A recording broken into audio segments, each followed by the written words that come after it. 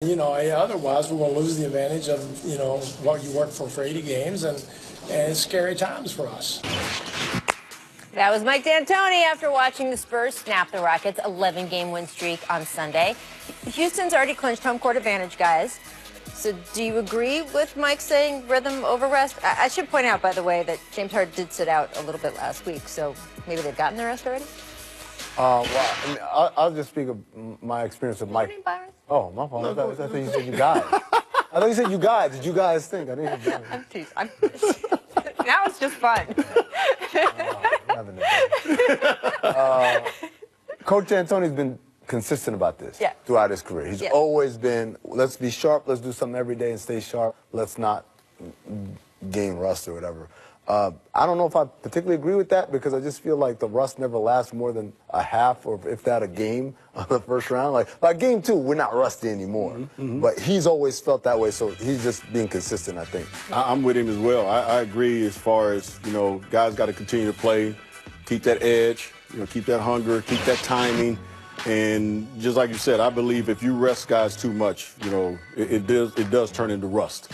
And that rust, in some of these instances, if you had a 7-game series, if that costs you the first game, it could cost you a series as well. So I'm with Mike 110% as far as guys continue to play. Now, you might cut their minutes down a little bit, but still allow them to play to keep that rhythm. The rhythm. Yeah, you want to keep that rhythm. You want to keep that rhythm going into the playoffs. I think it's very important, especially that first game. And look at the balance, right? Because this is the team and the player, when we're talking about Harden, who got criticized for being too tired at points in the playoffs last year. And so it's a balance. They want to make sure that he has full gas tank going into the playoffs. But also, it's a different team, right? It's deeper, and obviously having Chris allows one guy to be on the floor at all times. So I can see why he feels like rest is not as big an issue. They should get more rest during the playoffs this year, because the series should go quicker.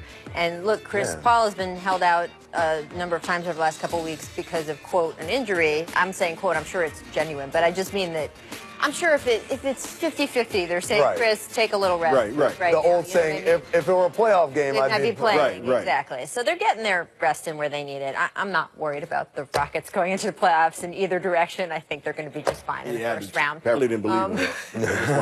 Well, that's how you got injured going into an NBA That final. was 3 straight years, too, though. I know, but you were practicing. That was our 3 straight years. What, the night before an NBA finals? Yeah, we were doing rebound drills the night before, which wasn't probably the best thing we've ever done. Producer Steve would like us to move on to John Wall, clearly. John Wall back in action on Saturday after missing 27 games. Wall finished with 14 dimes along with 15 points to help the Wizards clinch a playoff spot. Did Wall prove his doubters wrong? See, I'm going to call y'all out on being straw man on this one. Who was doubting? Who was it? I don't know. Who? I need names. We're not going to play together. Y'all need to name the names. Didn't Marcin Gortat either both say or tweet a couple things? Like his own teammates? Yeah, okay. Yes, well, that's a bigger deal than quote someone. I just feel like sometimes we create a narrative so that we can tear it down later. I didn't have no idea what you're talking about. I didn't hear anybody outside of the Wizards organization. This is going to sound weird. I didn't hear anybody outside of the Wizards organization say that, they're better without John Wall. I didn't hear it either. I heard players saying they were enjoying playing together because the ball was moving. That don't make them better. That don't make them better, absolutely. But I think what John did, he had a chance to sit there and watch the way they were playing, and the ball was moving, and they were able to spread it out, and everybody was able, as players say today, able to eat. And when he came back, I think he showed them, hey, 5 assists the first quarter, 14 for the game. I'm going to apply to that as well. I'm going to play that way and still know at the end of the day I could take over a game when I want to take over a game. And it also takes pressure off of Bradley as well. He doesn't have to handle the ball and try to create as much as he did while John was absent. And I saw one interview with him when he was talking about hurry up and get back, because he had to carry the load so much. Makes the game easier. Oh, no doubt about it. Imagine you saying, oh, man, I'm glad Magic ain't playing tonight. You would have never heard. Man, look, when Magic played, all I got to do is spot out. When he didn't, I got to run all over the place, try to get the ball and try to get my own shot. When he played, it was like, B, just get open. Right, you're good. So I understand what Bradley was saying, because he's an all-star and he understands how important it is to have that backcourt mate. And everybody out there was talking about, oh, they're better without John. You out your mind to even think something like that. And I think last night he proved his point as far as just coming back, keeping everybody involved, and still being able to get his when he wanted to. The one thing I'll say is what Coach was saying. It is important to note that, hey, they can play a style of ball where the ball spreads around a little bit more with John Wall on the floor, too. Right. And the idea is to marry both of those styles and not be either or. The Wizards are a better team when John Wall plays. Absolutely. We're done. Mark Stein in the New York Times reporting that the Hornets have formally offered Mitch Kupchak the GM job in Charlotte. Kupchak was the GM of the Lakers for 17 years, won 4 titles. He will replace Rich Cho, who was fired in February. Byron, you have worked with Mitch Kupchak at said Lakers organization. What is your feeling about this hire? I think it's a good hire, for the Hornets. Number one, like you said, when you look at his resume, four NBA championships as a general manager.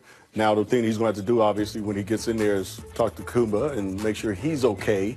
And I'm sure he's going to want to talk to Mitch and find out what direction this organization is going in and probably sit down with Mitch and Jay. But I think the respect level, somebody who's won championships as a player, as a player and as a GM, that's a hell of a picture, though. Right? Where am I? I was going to say, I was about to ask that I was a rookie, so I'm hiding right behind Kareem, just ducking under the trees under there by Bob McAdoo. But I do think this is a good hire for New Orleans. I mean, not New Orleans, I mean Charlotte. Excuse me. Yeah. Your excuse on that one. Thank you. The Hornets. I'm still. It's everywhere. Yeah. Oklahoma City sometimes. Yes, exactly. It's weird. First of all, I always thought that Mitch got a bad rap because when you have bosses that want to make dumb decisions, no matter how smart or justified we are in doing the right thing, sometimes we just got to listen to those bosses, right? We just got to go along to get along. And you end up looking bad as a result, but it wasn't really your fault. So I thought Mitch caught a lot of that because of decisions that Jim Buss had wanted and directions that Jim Buss wanted to take.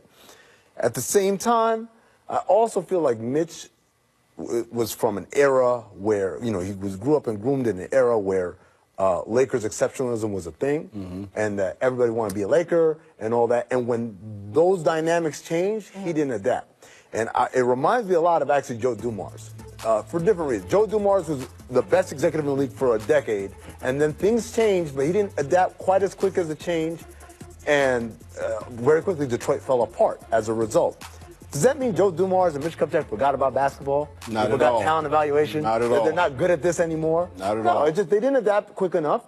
But give them some time; they'll figure it out. And hopefully, Mitch has learned basically some of the different paths or whatever. And hopefully, I think Joe Dumars gets a shot at some point. I was about to say, does that mean that we can get Joe Dumars a second shot? Because he deserves it. He should have got a shot already a long time ago. Yeah, I don't know what the difference is. Because we don't. Yeah, Rachel. You said it, I didn't. But I do want to say that sometimes when things like that happen, right?